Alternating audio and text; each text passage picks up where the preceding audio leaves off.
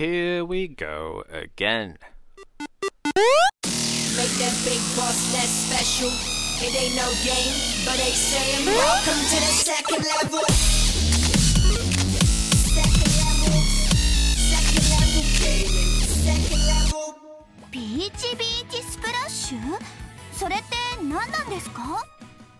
As you will no doubt have figured out by now, when it comes to showcasing crazy Japanese shit, I seem to be the go-to guy at level 2. It's not that I enjoy the strange and pervy antics of Japanese entertainment creators, it's that, to an extent, I understand it. I've been such a huge fan of anime and Japanese games from as early as I can remember, so the weirdness and pervy nature just kind of doesn't affect me anymore. Enter Senran Kagura, Peach Beach Splash. 初めこそ異常気象だなんだと騒がれていたけれど、これだけ続くと受け入れて楽しむしかないんだろうな。Senran Kagura, much like Dead or Alive, is usually an entirely different style of game, but for reasons no one outside of Japan can understand, they figured it needed a water gun spin-off. And why not? Typically, I wouldn't have picked this up, but two reasons led me to spending my hard-earned money on the title. Number one, it was on sale. Number two, it has VR elements. Admittedly, I kind of wish I had done my research on the VR elements before the pickup, because it plays out almost exactly like Dead or Alive Extreme 3. As in, it's not related to gameplay in any way. No, the VR portion of Peach Beach Splash is an awkwardly stare at scantily clad Japanese girl simulator, dioramas and posing included. The Japanese have a weird thing about wanting to control your viewing experience of said scantily clad women, so much like Dead or Alive, you can pose them, change their clothing, their positions, have several at the same time. You can choose the exact emotion you want them to have, then stare at them in virtual reality. It's a crying fucking shame that this is the extent of the VR offering.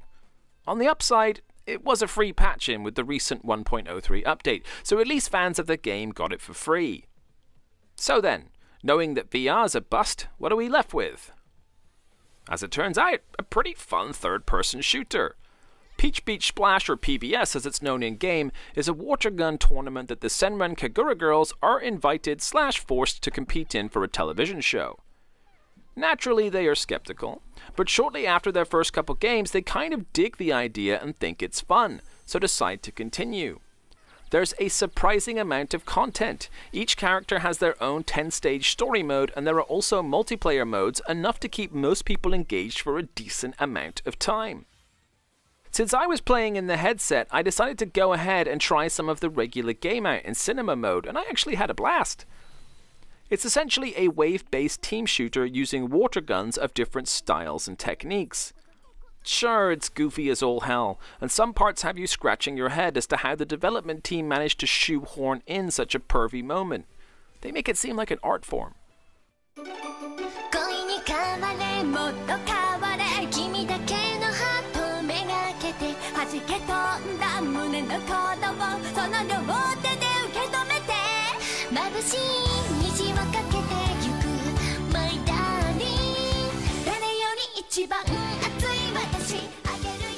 As I said previously, I picked it up on sale at roughly 50% off.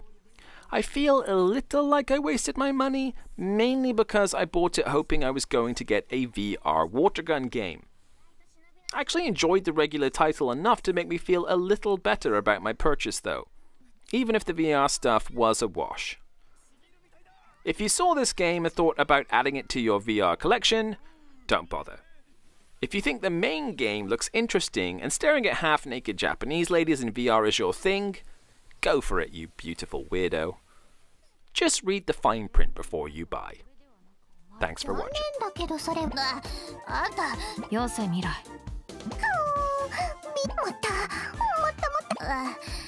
ある意味恐ろしい相手だわ。 It ain't no game, but they saying welcome to the second level.